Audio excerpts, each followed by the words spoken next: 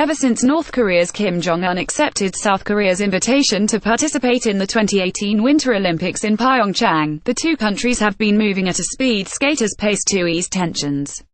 It's a moment of real opportunity, but it's also a fragile one, because any relaxation of tensions in Korea won't be sustained unless Washington resumes negotiations with the North Korean regime.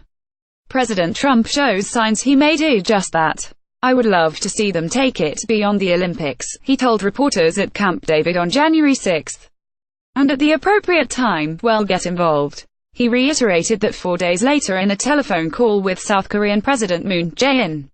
In the weeks after North Korea's surprise Olympics move, Washington and Seoul postponed joint military exercises scheduled to begin in February, and the Koreas have restored a military hotline, and have agreed to march together at the opening ceremony, to field a joint women's hockey team, and to allow a large contingent of cheerleaders and a pop orchestra to travel south across the demilitarized zone that has divided them since the Korean War.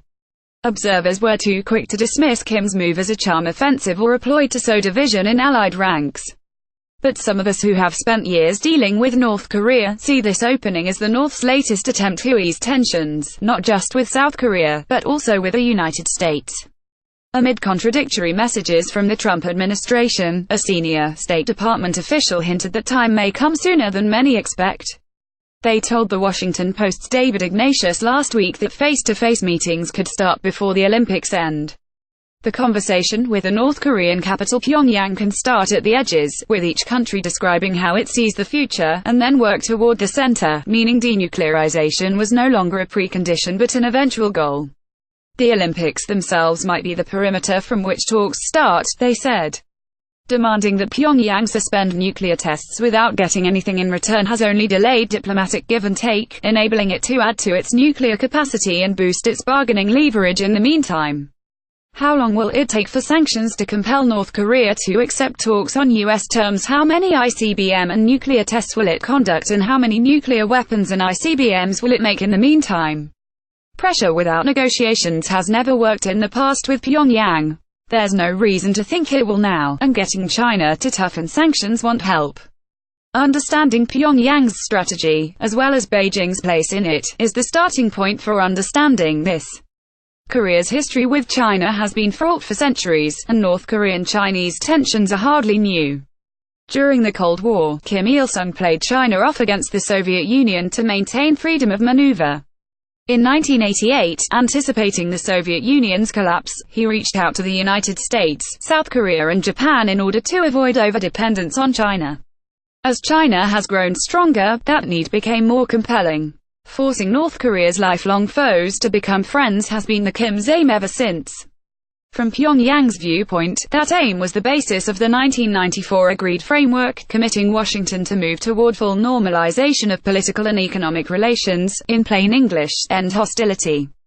That aim was also the essence of the September 2005 six-party joint statement in which Washington and Pyongyang pledged to respect each other's sovereignty, exist peacefully together, and take steps to normalize their relations as well as to negotiate a permanent peace regime on the Korean peninsula. For Washington, suspension of Pyongyang's nuclear and missile programs was the point of these agreements, which succeeded for years in shuttering the North's production of fissile material and stopping test launches of longer-range missiles.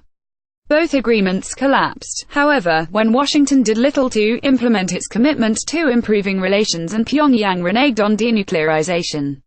Pyongyang's desire for an end to enmity could yield much more leverage for Washington than more stringent sanctions.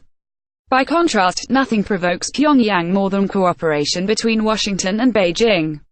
Far from becoming more pliable, on 4 occasions when China and the United States cooperated in the UN Security Council to impose tougher sanctions, in 2006, 2009, 2013, and this fall, North Korea responded by conducting nuclear tests in an effort to drive them apart.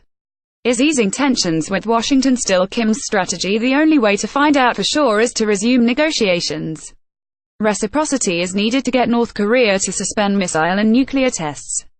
It doesn't mean postponing or cancelling joint exercises with South Korea, but their size and operating tempo can be adjusted, especially by suspending deployment of nuclear assets like flights of nuclear-capable B-52 bombers into Korean airspace.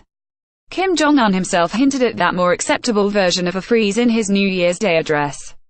South Korea, he said, should discontinue all the nuclear war drills they stage with outside forces.